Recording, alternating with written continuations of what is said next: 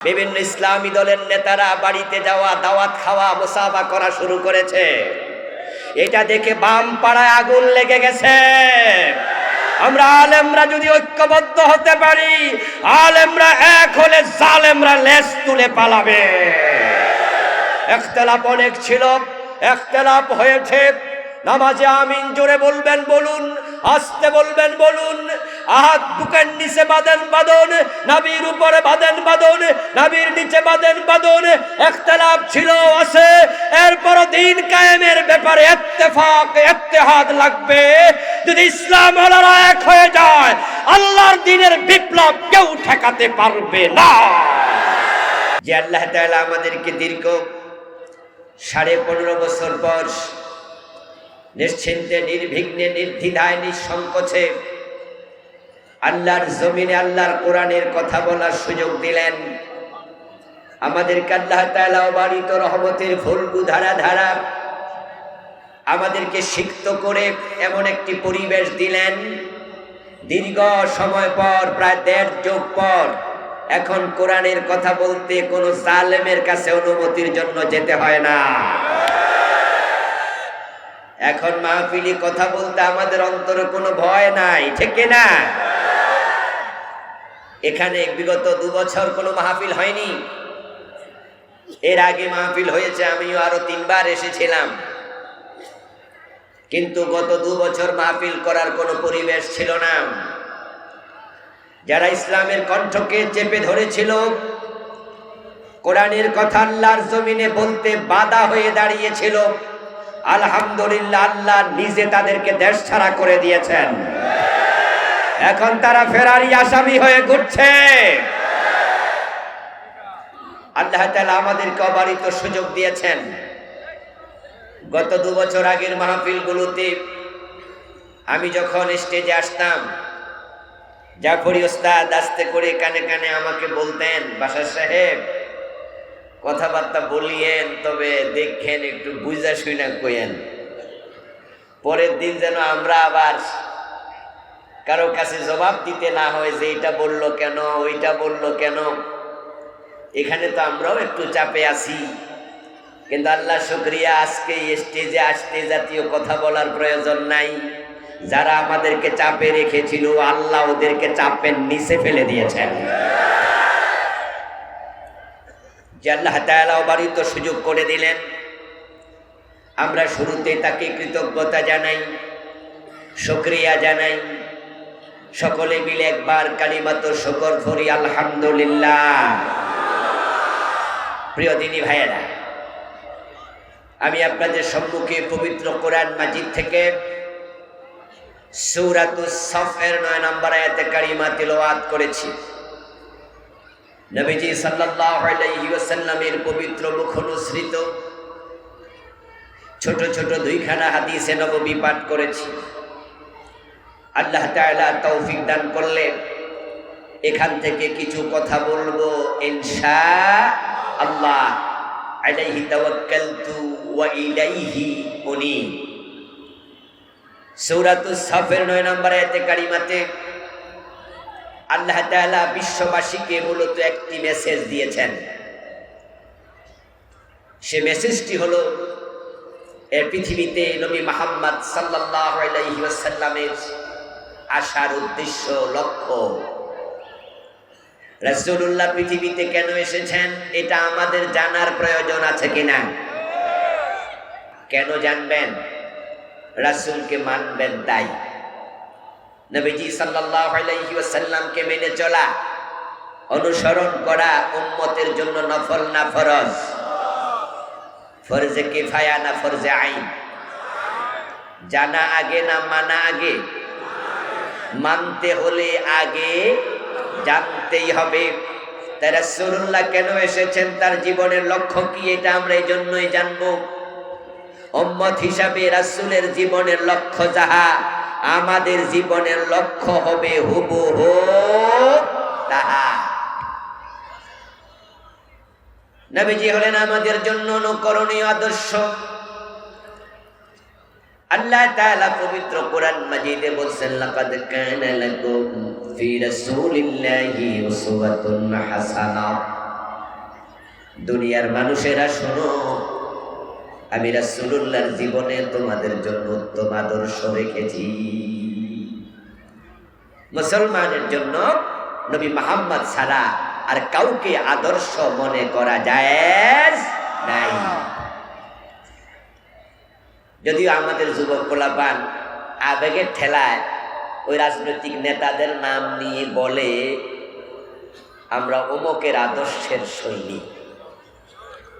রাসূল থাকতে অন্য কোন নেতাকে আদর্শ মানা এটা চরম দ্বীনি অজ্ঞতার বহিঃপ্রকাশ, এটা জাহাল। একজন মুসলমানের জন্য রাসূলুল্লাহ ছাড়া কেউ আদর্শ হতে পারে না। জীবনের বটম থেকে টপ, পাকঘর থেকে রান্নাঘর থেকে সংসদ ভবন, ব্যক্তি জীবন থেকে আন্তর্জাতিক বলয়, এভরি হায়ার এভরি মোমেন্ট, সকল কাজে সকল স্থানে অনুসরণীয় অনুকরণীয় আদর্শ শুধু একজন, তিনি হলেন মুহাম্মাদুর রাসূলুল্লাহ সাল্লাল্লাহু আলাইহি ওয়াসাল্লাম। উনি যা বলেছেন আমরা তাই বলবো, উনি যা করেছেন আমরা তাই বলবো, উনি যেভাবে করেছেন আমরা উম্মতেরা সেভাবেই করব। আল্লাহর নবীকে জীবনের সব জায়গায় যদি আপনি অনুসরণ করতে রাজি না হন তাহলে আপনি উম্মত নন। আর যদি কালেমা পড়ার পরে আপনি নিজেকে রাসূলুল্লাহর উম্মত মনে করার পরেও রাসূলকে সব জায়গায় অনুসরণ করতে রাজি না হন, আপনি উম্মত হলেও আপনি জান্নাতি উম্মত নন।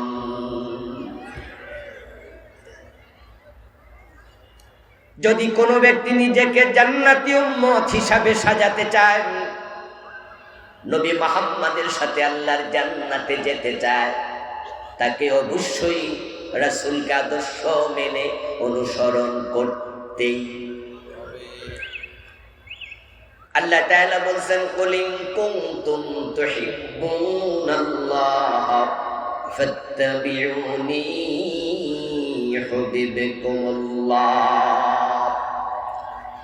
হে নবীজি আপনি বলে দিন, ও দুনিয়ার মানুষেরা শোনো, তোমরা যদি আল্লাহকে ভালোবাসতে চাও, আল্লাহর ভালোবাসা পেতে চাও, ফাত্তাবিউনি, আমি নবীকে অনুসরণ করো,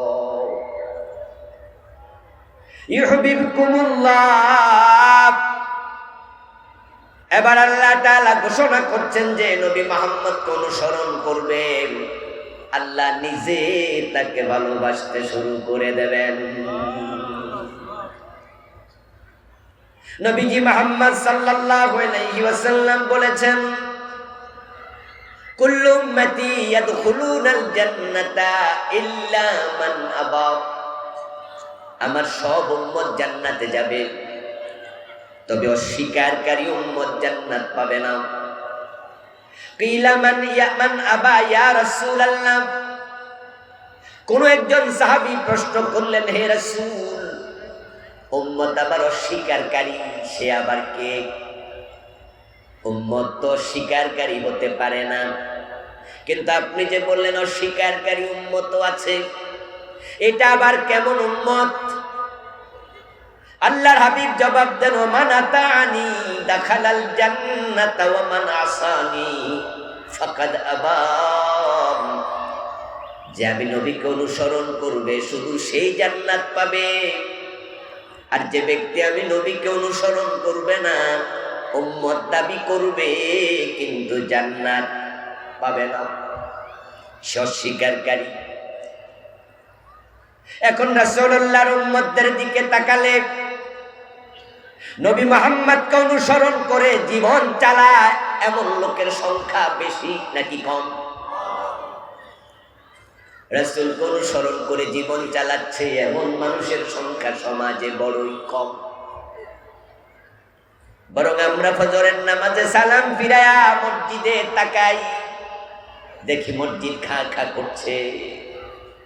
এমনও মসজিদ আছে 2 কাতার 3 কাতারের বেশি মানুষ নাই, 1 কাতার আধা কাতার এমন মসজিদও বাংলাদেশে আছে ইমাম আর মুয়াজ্জিন ছাড়া ফজরের নামাজে অন্য কোনো মুসল্লি নাই। আপনি মাগরিবের সময় বাজারে যাবেন, বাজারের মসজিদে মাগরিব পড়ে বারান্দায় দাঁড়ায়া তাকায়া দেখবেন দোকানের দিকে, বাজারের দিকে।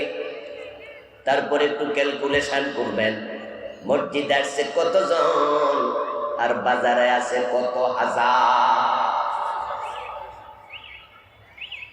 কুরবানির সময় গরু কিনতে যান, আসরের নামাজের আজান হয় গরু বাজারে, মাগরিবের আজান হয়। আপনি খেয়াল করবেন তো যে লোকগুলো গরু কিনতে গেছে সেখানে হিন্দু আছে কয়জন? কথা বলেন না আমার সাথে। বৌদ্ধ আছে কয়জন? সব মানুষগুলো গরু কিনতে গেছে, কুরবানি দেবে, সবাই তো মুসলমান। কিন্তু মাগরিবের আজানের পরে গরু বাজার থেকে বেচা কেনা বাদ দিয়া নামাজে আসছে কত পার্সেন্ট? রাসূলুল্লাহকে অনুসরণ করার মতো মুসলমান বড় কমে গেছে। আজকের মাহফিলের মাঝে যারা আছেন তাদের মাঝে অনেক ভেজাল। 5 ওয়াক্ত নামাজি এখানে অনেকেই, এ নিয়ে আমার দ্বিমত নাই, কিন্তু সুদে টাকা লাগানো আছে এমন 2-4 জন আছে না নাই? নামাজ পড়ে রাসূল অনুসরণ করে, কিন্তু আবার লেনদেন অর্থনৈতিক জীবনে রাসূলের অনুসরণ নেই। 5 ওয়াক্ত নামাজি ছাড়া আজকের মাহফিলে খুব কম লোক আছে। কিন্তু আমার প্রশ্ন, নামাজে রাসূলকে মানলেন, আবার সেই আপনি অফিসে ফাইল আটকায়া ঘোষ নিয়ে সাইন করেন, না হয় সাইন করেন না এমন ঘুষখোর নামাজি অফিসার আছে না নাই? রমজান মাস আসতেছে, টুপি দোকানে বিক্রি বেড়ে যাবে। আপনি দেখবেন পাঞ্জাবিওয়ালা মানুষের সংখ্যা বেড়ে যাবে। অধিকাংশ দোকানদার টুপি মাথায় দিয়া মালে ভেজাল দেবে, ওজনে কম দেবে। রোজা আসার 1-2 মাস আগ থেকে জিনিসপত্রের দাম বাড়াইয়া দেবে, গুদামজাত করবে, স্টক করে রাখবে। আমার প্রিয় ভাইয়েরা, বলছিলাম রাসূলুল্লাহকে অনুসরণ না করলে জান্নাত পাওয়া যায় না।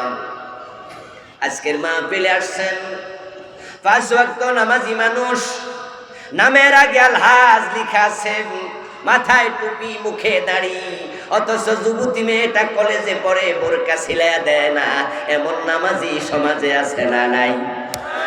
2-4 জন আজকের মাহফিল এমন বাবা আছে। রাসূলকে এক জায়গায় মানলেন, আরেক জায়গায় মানলেন না। যদি রাসূলুল্লাহ সাল্লাল্লাহু আলাইহি ওয়াসাল্লামকে সব জায়গায় মানতে রাজি না হন, আপনি প্রকৃত পক্ষে উম্মত হতে পারেন নাই। যে ব্যক্তি আল্লাহ এবং রাসূলের কথা সব জায়গায় মানতে রাজি, সেই হলো আল্লাহর গোলাম। আর যে কিছু মানে না, কিছু মানে মন মতো মানে, মন যেখানে পজিটিভ সেখানে ইসলাম মানে, মন যেখানে সায় দেয় না নেগেটিভ সেখানে ইসলাম মানে না। মন মতো ইসলাম যে মানে সে আল্লাহর গোলাম না, নফসের গোলাম। আর যারা নফসের গোলাম হয় তারা আল্লাহর জান্নাত পাবে না। তাই রাসূলুল্লাহর উম্মতের মাঝে জান্নাতি কমে গেছে।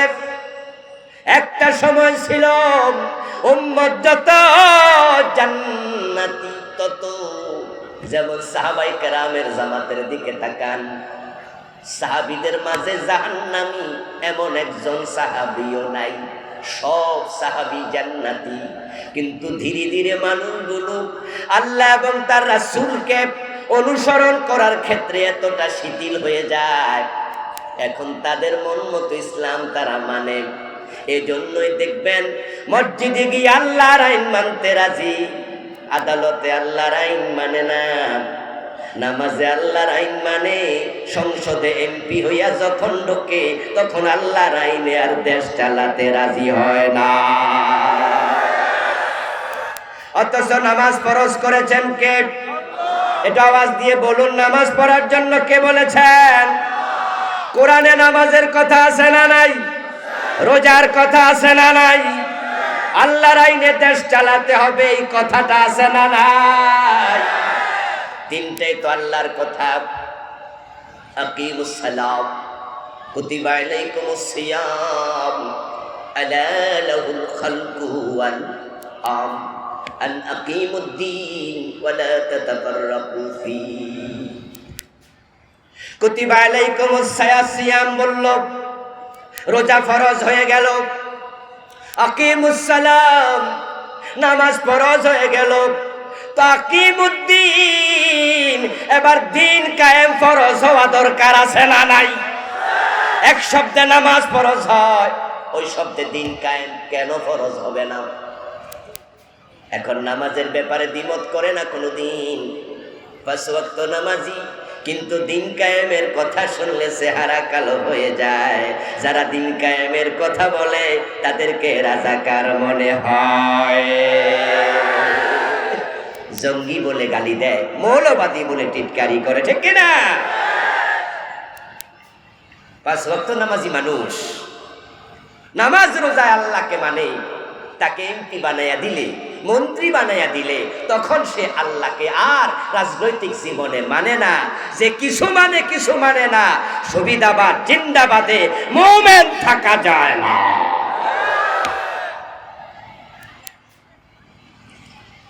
রাসূলুল্লাহ সাল্লাল্লাহু আলাইহি ওয়াসাল্লামের জন্য ভবিষ্যৎবাণী করেছেন। তিনি বলেছেন, তাফতারিকু উম্মতি আলা 73 মিল্লাতান কুল্লুহুম ফিন্নার ইল্লা ওয়াহিদা। আল্লাহর নবী বলছেন, আমার উম্মতগুলো 73 দলে বিভক্ত হয়ে যাবে। কয় দল? কথা বলতে হবে, কয় দল? তার মাঝে জান্নাতি হবে মাত্র 1 দল। তাহলে জাহান্নামী কয় দল? হাদিস হলো, আমার উম্মত 73 দল, জান্নাতি মাত্র 1 দল, বাকি 72 দল জাহান্নামী। রাসূল বলছেন তারা রাসূলেরই উম্মত। তাহলে উম্মত দাবি করলে জান্নাত পাওয়া যাবে না। উম্মতের মাঝে অত 72 দল জাহান্নামী। এবার একটু আপনাদের কাছে জানবো, বলুন তো, জান্নাতি উম্মতের সংখ্যা বেশি না জাহান্নামীর সংখ্যা বেশি? তাহলে আত্মসমালোচনা করা দরকার আছে না নাই? আমাদের দাখিল পরীক্ষার রেজাল্ট হয়, আলিম পরীক্ষার রেজাল্ট হয়, এসএসসি এইচএসসি রেজাল্ট হয়। আপনাদের এখানেও স্কুল মাদ্রাসা আছে। এমনটা যদি হয় যে রেজাল্ট হওয়ার পরে হেডমাস্টার হাতে রেজাল্টের কপি আসলো, এখন তো অনলাইনে চলে আসে, একটা সময় তো রেজাল্ট আসতো একবারে খামের ভিতরে ঢুকে লিখিত কাগজ নিয়ে আসতো, হেডমাস্টার সাহেব খুলতেন, প্রিন্সিপাল সাহেব খুলতেন, তারপরে কে কে পাস করছে করে শোনাতেন, অথবা নোটিশ বোর্ডের মাঝে ফিন আপ করে টানাইয়া দিতেন, আর আমরা সেখানে লাইন ধরে দাঁড়াইয়া দেখতাম। রেজাল্টের শিট এসেছে হাতে, প্রিন্সিপাল সাহেব খাম খুলেছে, খাম খুলে ওনার চেহারাটা বিষণ্ণ, চেহারাটা বেজার। পাশে বসা ভাইস প্রিন্সিপাল, সহকারী হেডমাস্টার, উনি বলতেছে, প্রিন্সিপাল স্যার, হুজুর কি হয়েছে? তখন এবার ছাত্ররা সামনে দাঁড়ানো, রেজাল্ট জানবে, টিচাররা পাশে চেয়ারে বসা। হেডমাস্টারের বিষণ্ণ মুখ দেখে সবাই টেনশন করছে, রেজাল্ট মনে হয় খুব একটা ভালো হয় নাই। এবার স্যার জবাব দিলেন যে আমাদের স্কুলে তো মাত্র 1 জন পাস করছে। পরীক্ষা দিছিল ধরেন 100 জন, উনি বললেন যে পাস করছে মাত্র 1 জন।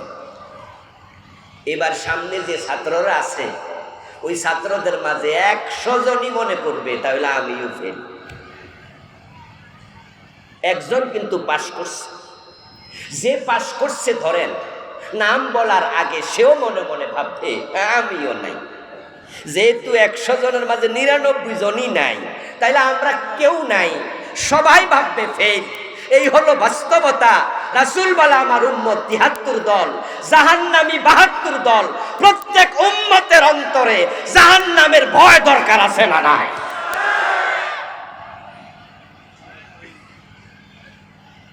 সবার মনে করা উচিত যে তাহলে তো আমারও উপায় নাই।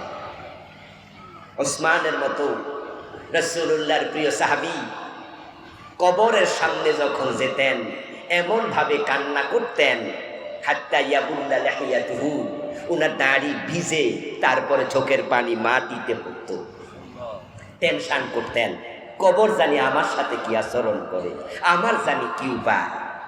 হযরত আবু বকর, হযরত হানজালা রাদিয়াল্লাহু তাআলা আনহুমা, সহিহ বুখারীতে এসেছে, দুজন রাসূলের কাছে একসাথে গিয়ে প্রশ্ন করছে, ইয়া রাসূলুল্লাহ, মুনাফিকদের তো শাস্তি খুব বেশি, আমরা কি মুনাফিক হয়ে গেছি? আবু বকর নিজেকে টেনশন করছে ঈমান নিয়ে নেফাকের আশঙ্কা করছে। হানজালার মতো গাসিলুল মালাইকা, যে সাহাবীকে ফেরেশতারা গোসল দিয়েছিল, ওই হানজালা রাসূলকে কাঁদতে কাঁদতে প্রশ্ন করে, আমিও মুনাফিক হয়ে গেছি নাকি? মদিনায় কারা কারা মুনাফিক ছিল সকলের নাম নবীজি মুহাম্মদ সাল্লাল্লাহু আলাইহি ওয়াসাল্লাম একজন সাহাবীর কাছে প্রকাশ করেছেন। ওই সাহাবীর নাম হযরত হুযায়ফা ইবনুল ইয়ামান রাদিয়াল্লাহু তাআলা আনহু। হযরত হুযায়ফাকে বলা হতো সাহিবু সিররিন নবী সাল্লাল্লাহু আলাইহি ওয়াসাল্লাম, রাসূলুল্লাহর গোপন তথ্য ভান্ডার। উনি সকল মুনাফিকের নাম জানতেন। হযরত ওমরের মতো সাহাবী হযরত হুযায়ফাকে একদিন প্রশ্ন করলেন, আমি আল্লাহর কসম দিয়ে আপনাকে প্রশ্ন করছি, ওই মুনাফিকদের নামের তালিকায় ওমরের নাম আছে নাকি? ওমর তো সে মানুষ, রাসূলুল্লাহ যার ব্যাপারে বলছে, লাউ কানা বাদি নবী লাকানা ওমর।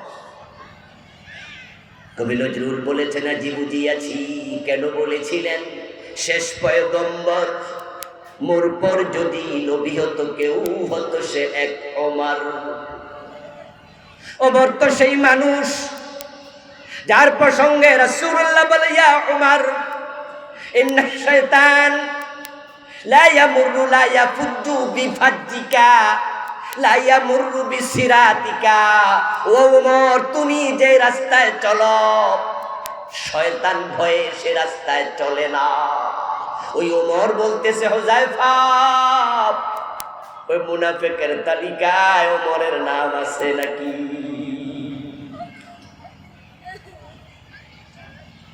প্রিয় নবীজি বললেন, আমার উম্মতের মাঝে জাহান্নামী ৭২ দল। এবার আরেক সাহাবী প্রশ্ন করলেন, ইয়া রাসূলুল্লাহি ওয়া মাহি, ও নবী, প্রিয় নবীজি, একটা দল জান্নাতি, ওই দলটা আমাদের চেনা বড় দরকার, কারণ আমরাও তো সবাই জান্নাতে যেতে চাই, ঠিক না? আমার সামনে যারা আছেন কথা বলেন, জান্নাতে যাওয়ার শখ আপনাদের আছে না নাই? আছে না নাই? হ্যাঁ, শখ আমাদের আছে। শখ থাকলে কি জান্নাতে যাওয়া যায়? এজন্য সাহাবী জিজ্ঞাসা করছে, তাহলে চিনতে হবে, জানতে হবে কোন দল জান্নাতি, ওই জান্নাতি দলে যোগ দেয়া দরকার আছে কিনা। শখ থাকলে হয় না, কাজ করতে হয়, কাজ করতে হয়। হিন্দুদেরও শখ আছে জান্নাতে যাওয়া। এই আপনাদের নরসিংদী বাজারে এমন হিন্দু দোকানদার খুঁজে পাবেন, যেই বেটা তার মরা বাবার ছবি তার দোকানের ওয়ালে ঝুলাইয়া দেখবেন নাবি বরাবর নিজ বরাবর লিখে দিছে, স্বর্গীয় সত্যেন্দ্র নারায়ণ দাস, স্বর্গীয় দুলাল চন্দ্র ভৌমিক। এ জাতীয় নামের আগে স্বর্গীয় লেখা আপনারা কি দেখেছেন? এত মানুষ কথা বলে না কেন ভাইয়েরা? দেখেছেন তো? স্বর্গীয় মানে কি? জান্নাতি, বেহেশতি। জান্নাতে যাওয়ার শখ কি আমাদের সে কম না বেশি? আচ্ছা, আমরা কি কোনোদিন আমাদের বাবা মরে গেছে, দাদা মরে গেছে নামের আগে বেহেশতি লিখছি? কেউ লেখার সাহস আছে? কিন্তু বাবা দাদা জান্নাতে যাকে শখ আছে না নাই, কিন্তু বেহেশতি কেন লেখেন না? ও বেটা তো লিখছে। ও বেটার শখ কি আমাদের সে কম না বেশি? বেটা অলরেডি তার বাবারে বেহেশতে পাঠাই দিছে। আমরা নিশ্চিত নই আমার বাবা জান্নাতে গেল কিনা, কিন্তু হিন্দু মিয়া নিশ্চিত হয়ে বসে রয়েছে, বাবারে স্বর্গে পাঠাইয়া দোকানদারি করছে। স্বর্গ মানি বেহেশত। স্বর্গ যেই কথা, বেহেশত একই কথা। আরবিতে বলে জান্নাত, বাংলায় বলে বাগান, ফার্সিতে বলে বেহেশত, ইংরেজিতে বলে হেভেন, সংস্কৃতিতে বলে স্বর্গ। চৌকার নয়ন, চৌকার নয়ন যেমন, ঠিক চোখ আর নয়ন যেমন, জান্নাত আর স্বর্গ তেমন। আবু বকর জান্নাতি, হযরত ওমর বেহেশতি, দুইজন কি দুই দেশে? তো হিন্দু মিয়া যে স্বর্গ লিখলো, এই স্বর্গ দ্বারা সে বেহেশতকে বুঝালো। লাউ আর কদু যেমন জিনিস একটাই, কেউ বলে লাউ, কেউ বলে কদু, কেউ বলে বউ, কেউ বলে বধূ, কেউ বলে আনন্দ, কেউ বলে ফুর্তি। তারা বলছিল ভাস্কর্য, আমরা আলেমরা বলেছি সেটাই হচ্ছে মূর্তি। জিনিস কয়টা? জিনিস কয়টা? মূর্তি আর ভাস্কর্যে কোনো পার্থক্য আছে? তারা আমাদের কথা শোনেনি, বরং তারা আমাদের ভুল ধরেছে। আমরা তো মূর্তি বানাই না, আমরা ভাস্কর্য বানাই। তারা অন্ধকে হাইকোর্ট দেখিয়েছে, বাড়াবাড়ি রেজাল্টও পেয়েছে। ওই মূর্তির সংস্কৃতি আল্লাহ পছন্দ করে নাই। শাহজালালের বাংলাকে মূর্তির বাংলা যারা বানিয়েছে, আল্লাহর গজবে মূর্তিগুলা মাটিতে সেজদায় পড়েছে, গলায় রশি লাগাইয়া মাটিতে ফেলা হয়েছে। এমনও হয়েছে মূর্তির মাথায় উঠে প্রস্রাব করা হয়েছে।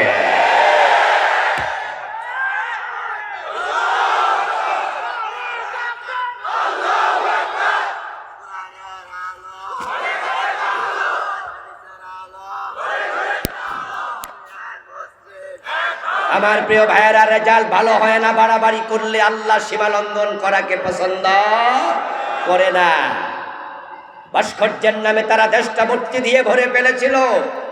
পত্রিকায় এসেছে শুধু মূর্তি বানানোর জন্য দেশের 4000 কোটি টাকা খরচ করেছে। আমার বন্ধু বলছিলাম, হিন্দু ভদ্রলোক বাবার নামের আগে স্বর্গীয় লিখেছে, তাই বলে কোন হিন্দু স্বর্গে গেছে নাকি? কোন হিন্দু বেহেশতে গেছে? সম্ভাবনা আছে? এটা কি আমাদের সাথে শত্রুতার কারণ না শিরকের কারণ? শিরিক করলে জান্নাত পাওয়া যায় না। হিন্দুরাও জান্নাতে যাক, আমরা চাই আমাদের হিন্দু বন্ধুরা জান্নাতে যাবে আমাদের সাথে এক দলে মিশে। আমাদের কোনো সংকীর্ণতা নাই, আমাদের আপত্তি নাই। তবে লিখলেই হবে না, শিরিক ছেড়ে আল্লাহর গোলাম হওয়া লাগবে। কুলু লা ইলাহা ইল্লাল্লাহ তুফলিহু। তারাও জান্নাতে যাবে যদি কালেমার স্বীকৃতি দেয়, ঠিক কিনা? কিন্তু তাওহীদ মানবে না, স্বর্গীয় লিখলে জান্নাত পাওয়া যাবে না। রাসূলের উম্মত দাবি করলে জান্নাত পাওয়া যাবে না। রাসূলকে আদর্শ মেনে অনুসরণ করিতেই হবে। প্রশ্ন করা হলো, ওমা হিয়া রাসূলুল্লাহ, হুজুর জান্নাতি একদল হবে, বুঝলাম সে জান্নাতি দল কোনটা? ওই সাহাবী যে প্রশ্ন করলেন, ওই প্রশ্নটার উত্তর রাসূল দিলেন, আমাদেরও জান্নাতে যাওয়ার শখ আছে, তাই জান্নাতি দল চিনা দরকার আছে না নাই? রাসূল বলছেন উনার উম্মত ৭৩ দল। হাদিসটা আমি আবার স্মরণ করাচ্ছি। রাসূলুল্লাহর উম্মত ৭৩ দল। এই ওয়াজটা কি আজকে শুনলেন? এই আলেম ওলামা ভাইয়েরা, ইসলাম ওয়ালারা, কথা বলতে হবে তো।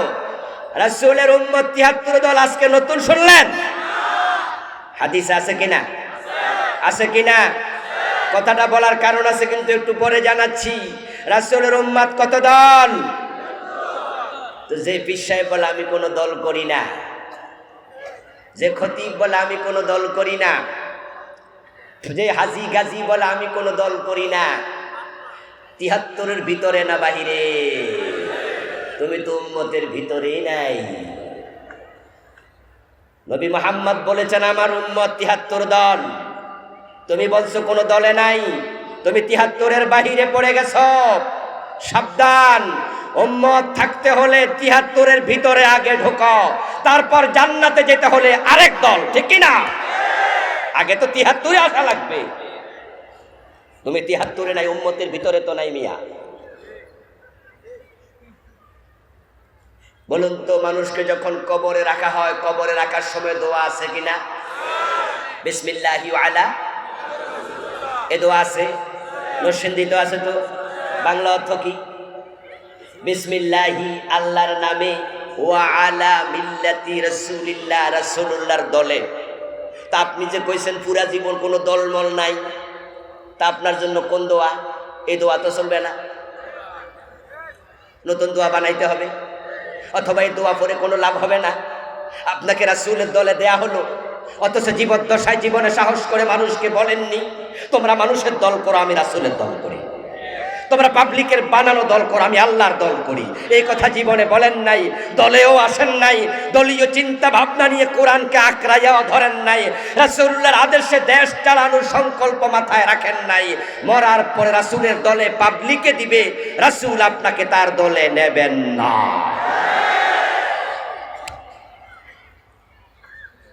মানুষগুলো বড় সুবিধাবাদী, মানুষগুলো বড়ই একবারেই স্বার্থপর।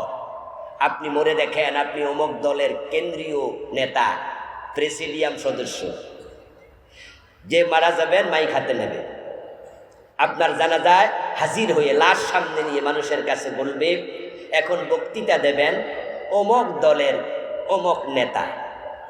আপনি ছিলেন প্রেসিডিয়াম সদস্য, হেরা আপনার সে ছোট নেতা, হেরার দলীয় পরিচয় দিছে অমুক দলের অমুক নেতা, এখন বক্তৃতা দেবে।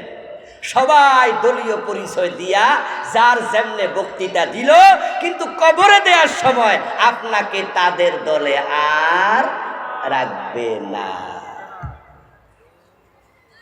আপনাকে কবরে দেওয়ার সময় সবাই মিললে আরবিতে কয়ে দিব বিসমিল্লাহি ওয়া আলা মিল্লাতি রাসূলিল্লাহ, আল্লাহর নামে তোমারে কিন্তু আমাদের দলে আর নাই। এখন কার দলে? রাসূলের দলে। কারণ কি জানেন? আপনি আর ভোটার না, দলের একটা লাভ নাই। আপনার হাত তার পক্ষে আর মিছিলের জন্য উঠবে না। আপনার এই মুখ তার দলীয় মিছিলে গিয়ে অমুক নেতা তমক নেতার সৈনিক এই শব্দ মুখ দিয়ে আর বের হবে না। তোমার হাত বন্ধ, চোখ বন্ধ, মুখ বন্ধ, কাজ বন্ধ।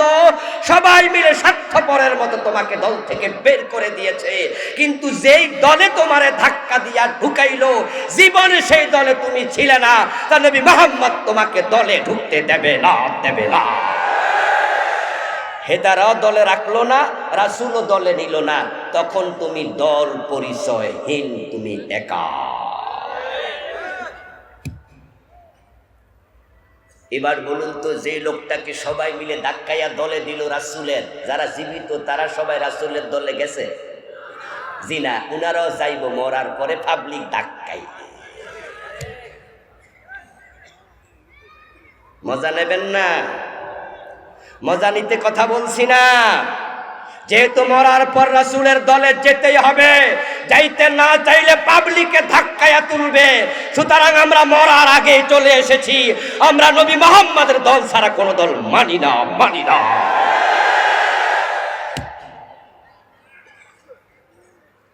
আমাদের দলীয় পরিচয় আছে, আমরা দলীয় পরিচয়হীন ব্যক্তি নই। আপনার মতো সুবিধাবাদী না যে আপনি বলবেন আমি দল করি না। কেন কই কথা জানেন? যারা কোনো দল করি না বলে তাদের ইমামতিও ছোটে না, মামলাও খায় না, ফিরানিও কমে না, মাহফিলও 144 জারি হয় না।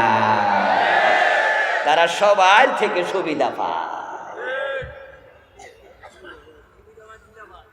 গত 15 বছর যে সমস্ত পীর, বক্তা, আলেম ওলামা কোনো দল করে না এ জাতীয় কথা বলেছে, আপনি দেখবেন তাদের উপরে সামান্য কোনো জুলুম হয় নাই। আর শুধুমাত্র আল্লামা সাইদি, মামুনুল হক সহ, জুনাইদ বাবু নগরী রাহেমাহুল্লাহ সহ যত আলেম জেল খেটেছে, মাজলুম হয়েছে, সবার নির্দিষ্ট দলীয় পরিচয় আছে না নাই? জুনাইদ বাবু নগরী রাহেমাহুল্লাহ যদি হেফাজতের তিনি সেক্রেটারি না হতেন, মামুনুল হক ভাই তার দলীয় দৃষ্টিভঙ্গি প্রকাশ না করতেন, আল্লামা সাইদি ইসলামী আন্দোলনের পক্ষে গর্জন দিয়ে কথা না বলতেন, উনারাও হালুয়া রুটি খেতে পারত। আমরা দেখেছি কারো গলায় জেলের, কারো হাতে জেলের রশি, কারো গলায় ফাঁসির ঝুপাসির রশি, আবার কারো কারো খাইতে খাইতে বুড়ি এত মোটা হইছে, গদ্দান এত মোটা, ফুলের জুড়ি, ফুলের মালা। কারণ শুধু একটা, মুনাফেকরা দুনিয়াতে সবার থেকে সুবিধা পায়।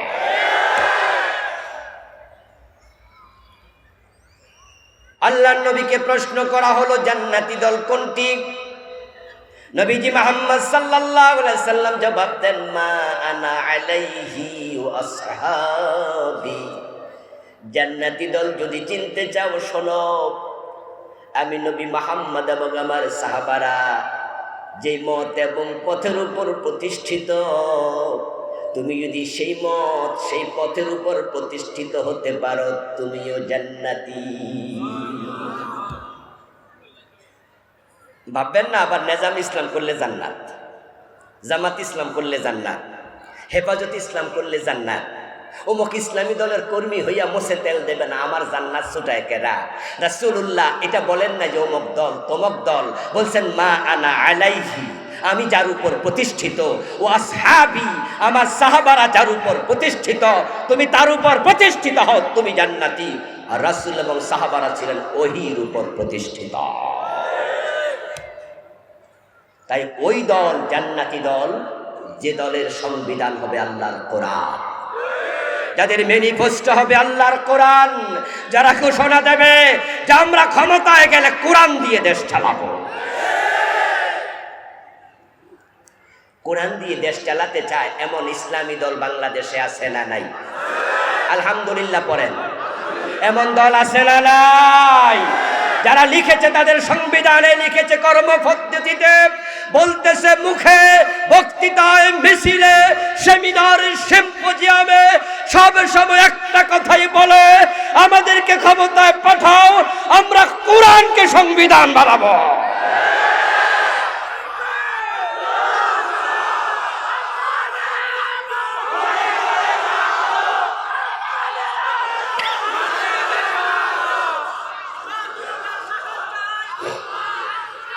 আমার প্রিয় ভাইয়েরা, 71-এ দেশ স্বাধীন হলো, 72-তে সংবিধান লেখার জন্য কমিটি বানানো হলো। ওই সংবিধান প্রণয়ন কমিটির প্রধান হলো ডক্টর কামাল হোসেন। উনি যখন সংবিধান লিখে, যেই সংবিধানে বাংলাদেশ চলছে, এই সংবিধানে আল্লাহর কোরআনের ধারাগুলো, আইনগুলো তিনি ঢুকায় নাই, তার লিখে সংবিধানে ব্রিটিশের আইন ঢুকাইছে। ওই ব্রিটিশদের আইনের ওই সংবিধান দ্বারা 54 বছর বাংলাদেশ চলছে। অথচ বাংলাদেশে আজ এই 54 বছরে কোনো ব্রিটিশ প্রধানমন্ত্রী হয়নি, কোনো ইহুদি, খ্রিস্টান, বৌদ্ধ অর্থমন্ত্রী, শিক্ষামন্ত্রী হয়নি। সব জায়গায় মুসলমান বসে আছে, প্রেসিডেন্ট মুসলমান, প্রধানমন্ত্রী মুসলমান, এমপিদের সিংহভাগ মুসলমান, মন্ত্রীদের অধিকাংশ মুসলমান। মুসলমানের দেশ, ব্রিটিশ সংবিধান, ব্রিটিশ আইনে চলতে পারে না। মুসলমান যদি বেশি হয়, সেখানে আল্লাহর কোরআনকে সংবিধান বানাতে হয়। কিন্তু সেটা হয়নি।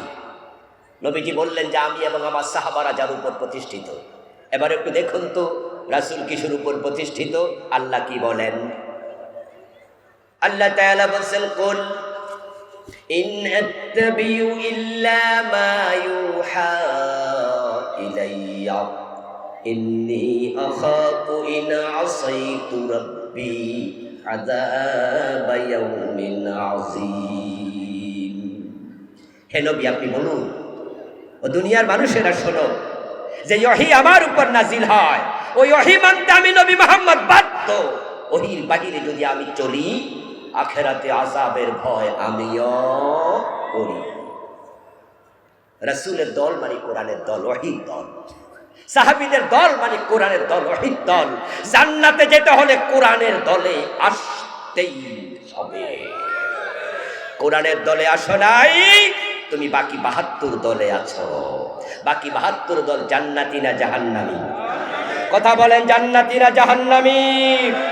ও প্রিয় ভাইয়েরা, এই জন্যই তো আমরা এই কথাগুলো বলছি।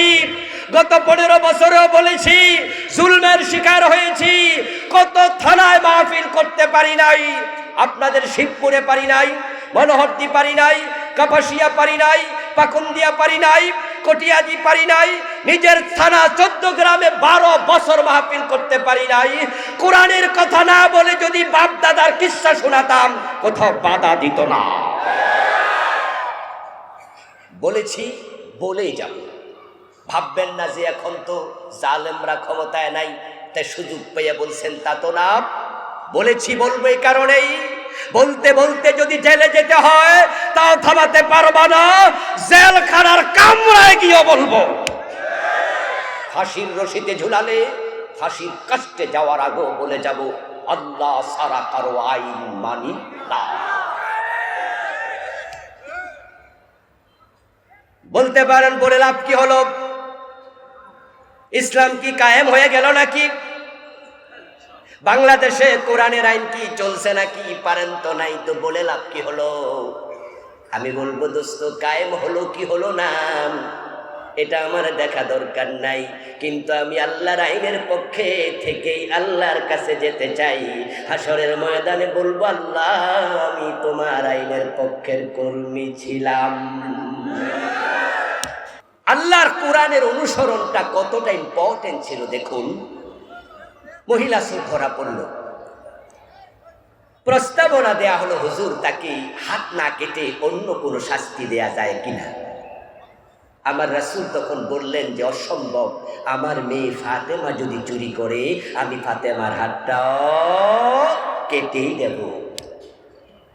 কারণ চোর ধরে হাত কাটো, এই আইনের কথা কোরআনে আছে না নাই? জোরে বলেন আছে না নাই? ৫৪ বছরের বাংলাদেশে কয়দিন হাত কাটছেন? রাসূলুল্লাহর জীবনের লক্ষ্য হচ্ছে দিনের বিজয়, দিনের বিজয়, দিনের বিজয়। দিনের বিজয় না হলে চোর ধরে হাত কাটা যায় না। আমার রাসূল মদিনায় দিনের বিজয় করেছেন, চোর ধরে হাত কাটা শুরু হয়ে গেছে।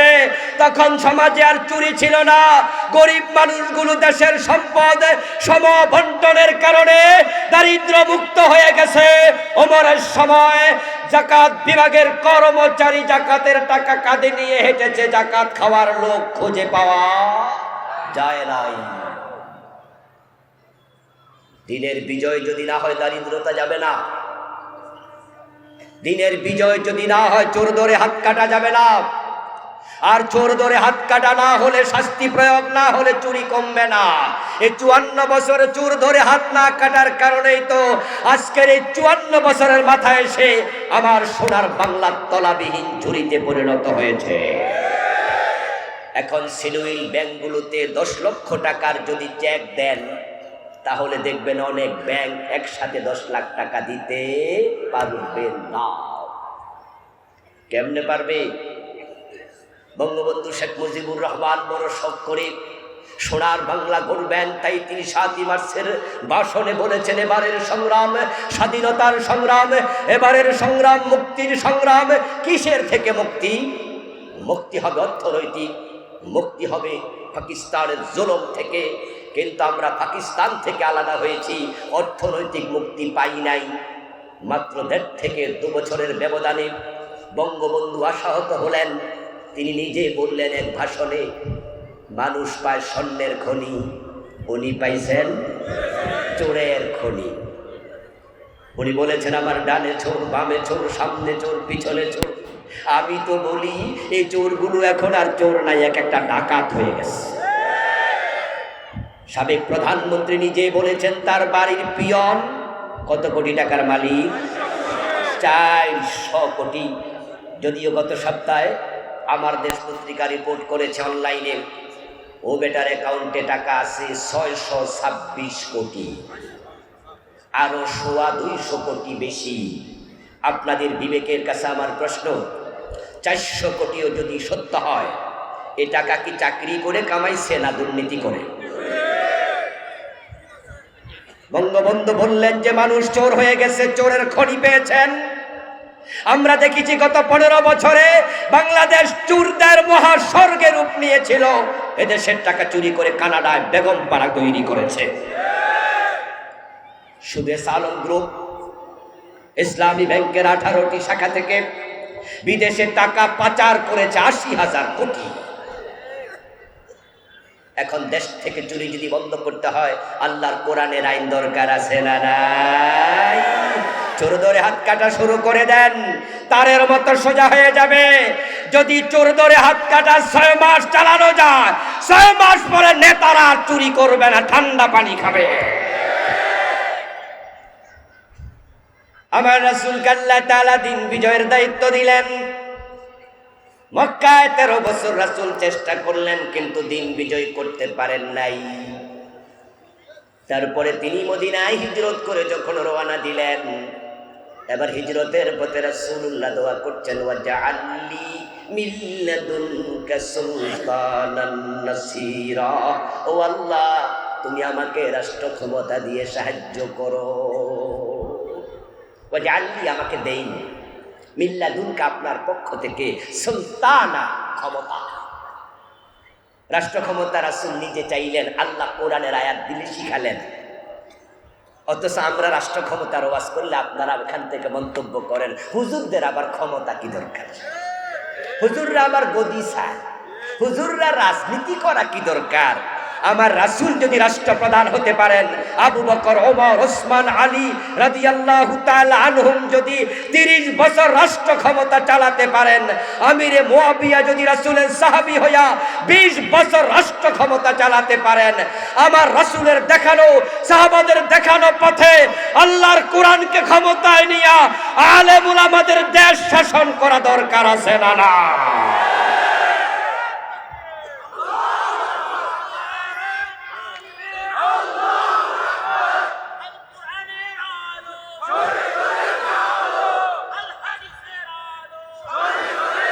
আমার প্রিয় ভাই, রাসূলুল্লাহ হিজরতের পথে দোয়া করলেন। মক্কায় ইসলাম এসেছিল, মক্কায় ওহী নাজিল শুরু হলো। নবুয়তের 23 বছরের 13টা বছর মক্কায় চলে গেল। আবু বকর, ওমর, ওসমান, আলী 4 জন খলিফার জন্মস্থান মক্কায়। আল-আশারা আল-মুবাশশারা প্রথম 10 জন বিখ্যাত সাহাবীর জন্মস্থান মক্কায়। কোরআনের মোট সূরা সংখ্যা হলো 114, তার মাঝে 86টা সূরা নাজিল হলো মক্কায়। রাসূলুল্লাহ 3 বছর সময় বেশি দিলেন মক্কায়, কিন্তু ইসলামের বিজয় হয়েছে মক্কায় না মদিনায়। আমার রাসূলের জন্ম মক্কায়, দিনের বিজয় হলো মদিনায়। সাহাবী 4 জন বড় বড় খলিফার বা তাদের বাড়ি মক্কায়, ইসলাম বিজয় হলো মদিনায়। কারণটা কি? কারণ হলো মক্কার সংসদে জালেমরা নবী মুহাম্মদকে কোরআন নিয়ে ঢুকতে দেয় নাই। যেই সংসদে কোরআন ঢোকে না, ওই সংসদে দিনের বিজয় হবে না। কারণ ইসলামের যে ফৌজদারি বিধানগুলো আছে, এগুলো সবগুলো রাষ্ট্র ক্ষমতার সাথে সম্পৃক্ত। আপনাদের কাছে আমি জানতে চাইবো, যারা বোঝেন তারা জবাব দেন, সুর ধরে হাত কাটা ব্যক্তির কাজ না রাষ্ট্রের কাজ? জেনা করলে পাথর মারা ব্যক্তির কাজ না রাষ্ট্রের কাজ? মদ পান করলে 80 বেত দেয়া ব্যক্তির কাজ না রাষ্ট্রের কাজ? তো রাষ্ট্রে যদি ইসলাম না থাকে, কোরআনের এই আইন আসবে কোত্থেকে? কোরআনের আইন কায়েমের প্রয়োজনে রাষ্ট্র ক্ষমতা ইসলাম দরকার আছে না নাই?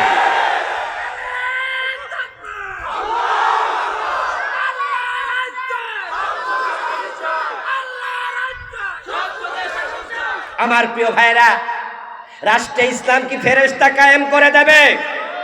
রাষ্ট্রে ইসলাম নিজে নিজে চলে আসবে?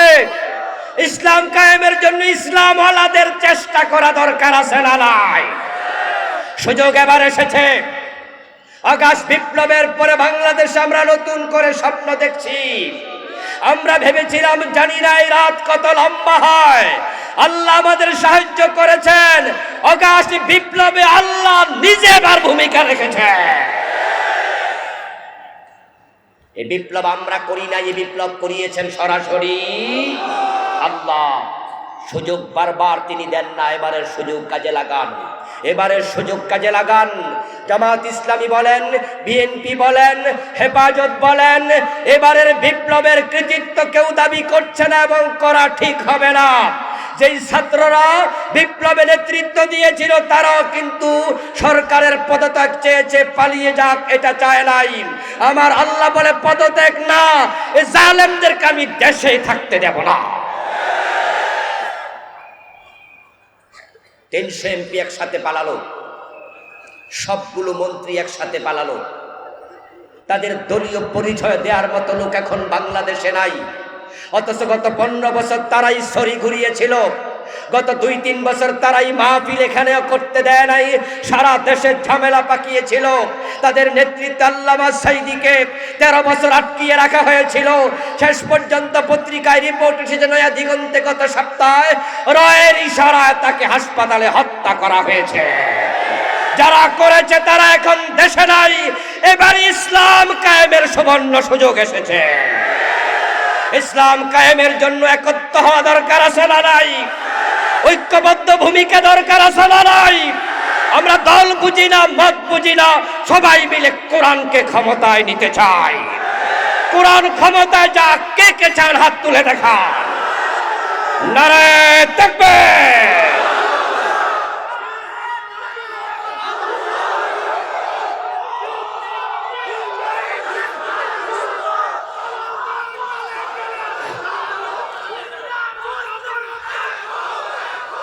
আমার প্রিয় ভাইয়েরা, এবারের সুযোগ কাজে লাগান।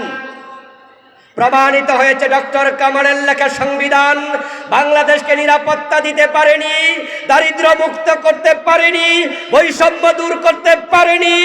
অন্তর্বর্তীকালীন সরকার বলছে সংবিধান সংস্কার প্রয়োজন, ঠিক কিনা? এই সরকার কথা বলছে সংবিধান, কেউ কেউ বলেছে নতুন করে লেখা দরকার।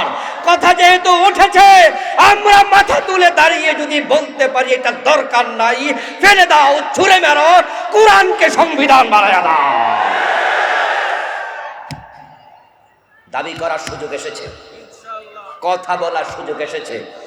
কোরআনকে সংবিধান যদি বানানো যায়, ক্ষমতায় কে আসবে সেটার দেখার বিষয় নাই। ক্ষমতায় বিএনপি আসুক, কোরআন দিয়ে দেশ চালাবে।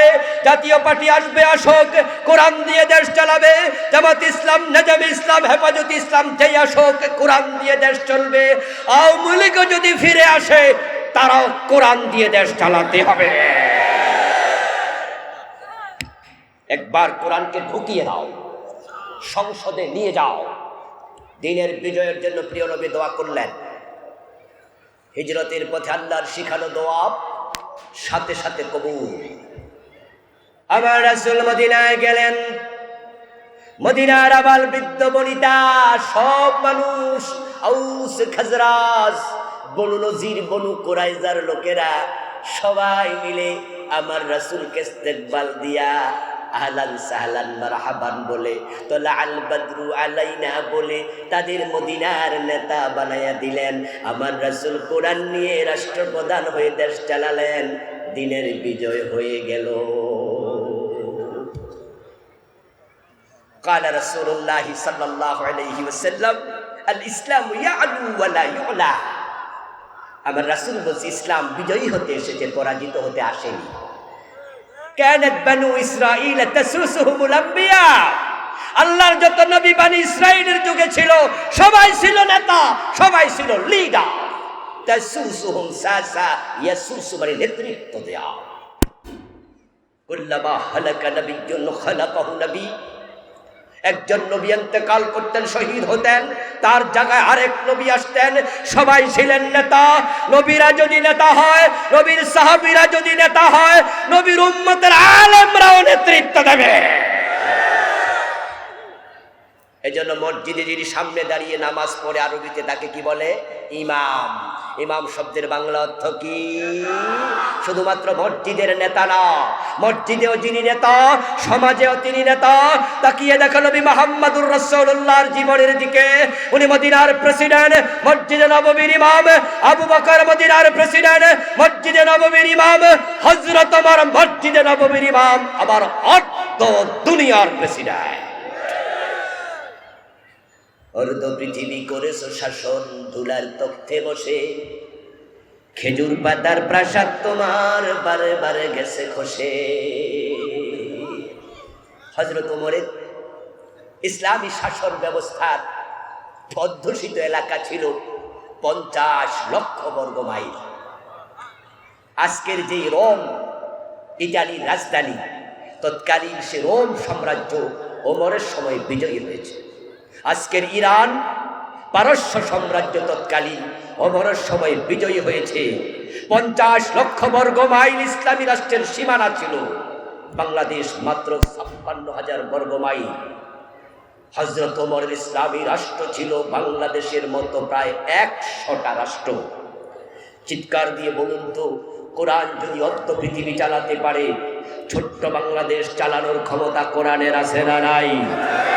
আমার রাসূল যদি মাত্র ১.৫ লক্ষ সাহাবীকে সাথে নিয়ে 23 বছর দাওয়াতি কাজ করে ইসলামের বিজয় করতে পারে, আমরা তো 18 কোটি মুসলমান আছি, আমাদের বাংলাদেশকে আমরা 54 বছরে পারিনি তো। এবার যদি চেষ্টা করি আমরা একমত হয়ে যাই, এবারই সংসদে কোরআন যাওয়ার সুযোগ আছে। আলহামদুলিল্লাহ, সুখবর হলো, আশার খবর হলো, ইতিমধ্যে ইসলামী দলগুলো কাছাকাছি আসতে শুরু করেছে। বিভিন্ন ইসলামী দলের নেতারা বাড়িতে যাওয়া, দাওয়াত খাওয়া, মুসাফা করা শুরু করেছে। এটা দেখে বাম পাড়ায় আগুন লেগে গেছে। আমরা আলেমরা যদি ঐক্যবদ্ধ হতে পারি, আলেমরা এক হলে জালেমরা লেজ তুলে পালাবে। ইখতিলাফ অনেক ছিল, ইখতিলাফ হয়েছে। নামাজে আমিন জোরে বলবেন বলুন, আস্তে বলবেন বলুন, হাত বুকের নিচে বাঁধেন বাঁধন, নাভির উপরে বাঁধেন বাঁধন, নাভির নিচে বাঁধেন বাঁধন। ইখতিলাফ ছিল, আছে, এরপর দিন কায়েমের ব্যাপারে ইত্তেফাক ইত্তেহাদ লাগবে। যদি ইসলাম ওয়ালারা এক হয়ে যায়, আল্লাহর দ্বীনের বিপ্লব কেউ ঠেকাতে পারবে না।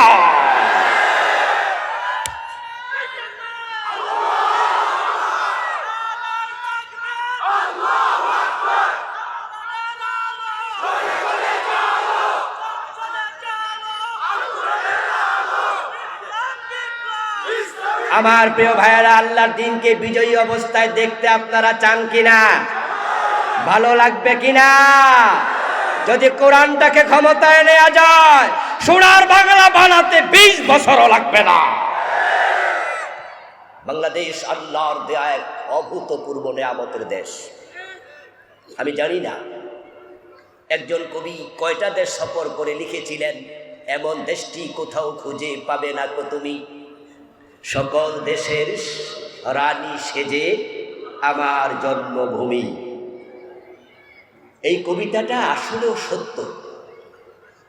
এটা চমৎকার একটি কবিতা। লিখেছেন কে আমার জানা নাই, মুসলিম না হিন্দু। তবে রবীন্দ্রনাথ বিলাতে পড়েছেন, তিনি বিলেত দেখেছেন, বাংলাদেশও দেখেছেন। তিনি বাংলাদেশকে সোনার বাংলা শব্দটা বলেছেন। ঠিক আমার কাছে রবীন্দ্রনাথের এই শব্দটা 100% অ্যাপ্রোপ্রিয়েট মনে হয়। আমিও আমেরিকা দেখেছি, ইউরোপের কিছু কিছু দেশ দেখেছি, আরব বিশ্বের অনেকগুলো দেশ আল্লাহ আমাকে দেখার সুযোগ দিয়েছে। আমি সবগুলো যতটুকু দেখার সুযোগ পেয়েছি কম্পেয়ার করে দেখি, এই দেশের মাটির মতো উর্বর মাটি পৃথিবীতে কম আছে, আর এই দেশের আবহাওয়ার মতো আবহাওয়া পৃথিবীতে খুব কম আছে। এই দেশ কেন তলাবিহীন দূরে থাকবে? এই অগাস্টেও আমি আমেরিকায় গিয়েছিলাম, 22 দিন ছিলাম। যেদিন বিপ্লব হয় বাংলাদেশে, সেদিন আমি আসমানে ছিলাম, বিমান থেকে নেমে শুনেছি বিপ্লব। 2021 আমেরিকায় গেলাম শীতকালে, নভেম্বর, এত শীত, আমি কোনো রকম পালিয়ে আসার মতো অবস্থা। নভেম্বর মাস, আমার নাকে রক্ত জমে গেছে শীতে। জিজ্ঞাসা করলাম বাঙালি এক ভাইকে, এত শীত সহ্য করেন কেমনে?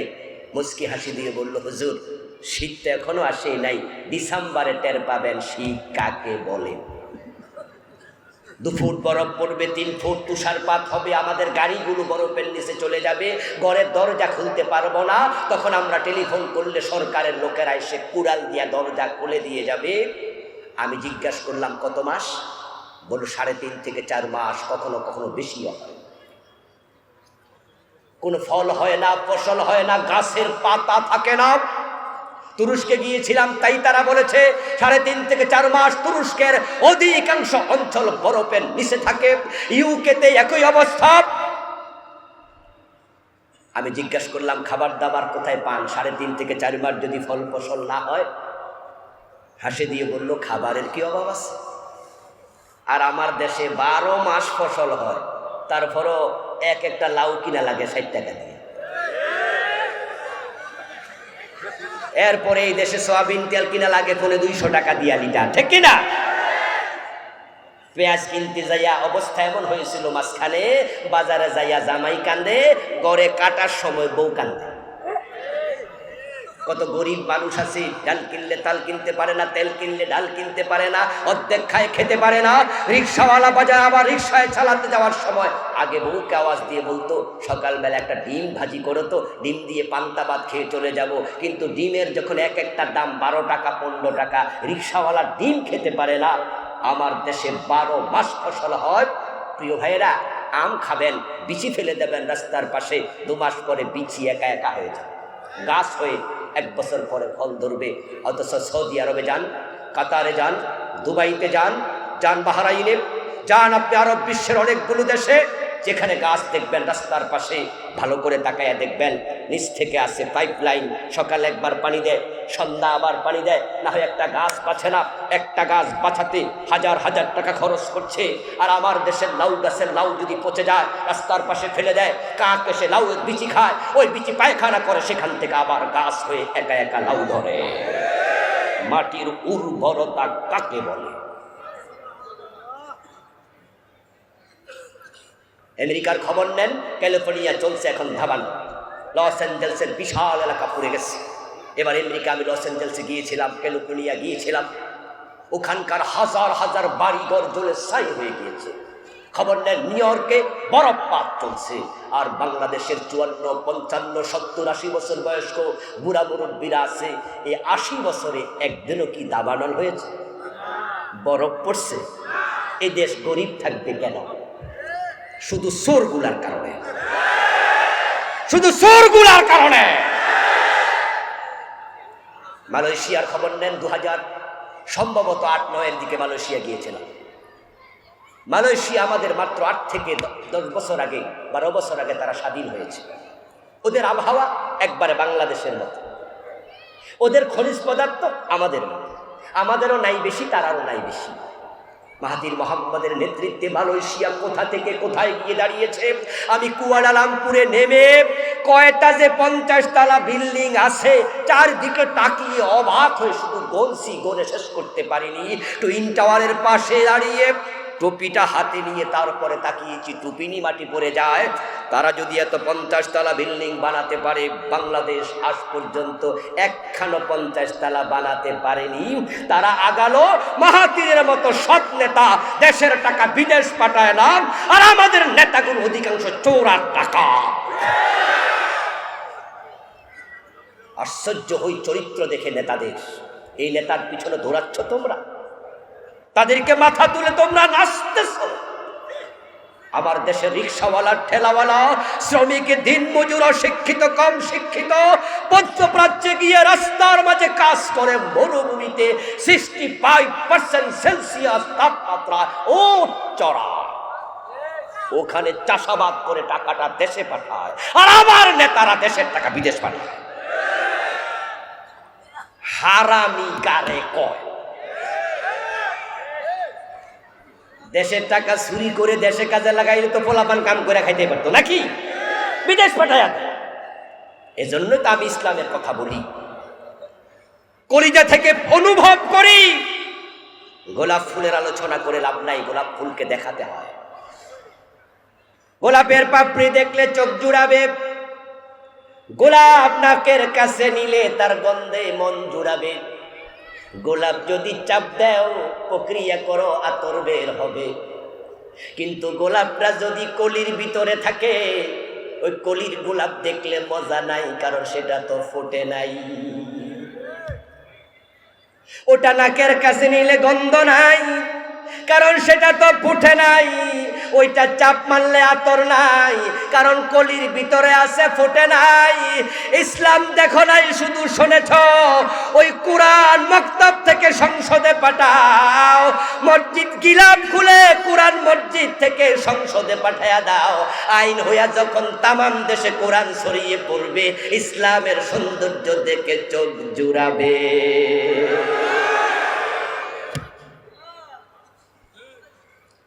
নবীজি যখন এসেছিলেন, সে যুগের নাম ছিল আইয়ামে জাহিলিয়া।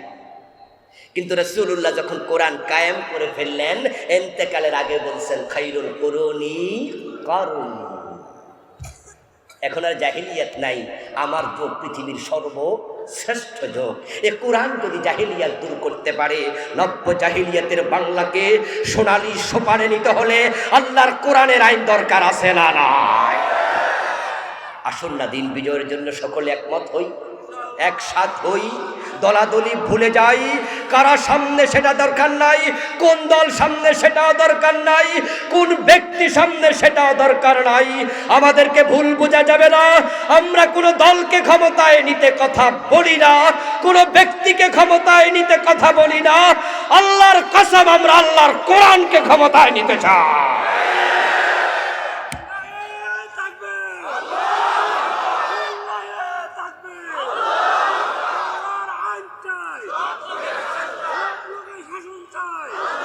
আল্লাহ তাআলা আমাদের সকলকে তার এই জমিনে তার দিনের বিজয় করার জন্য যে দলগুলো কাজ করছে, কোনো না কোনো ইসলামী দলের কর্মী হওয়ার তৌফিক দিন।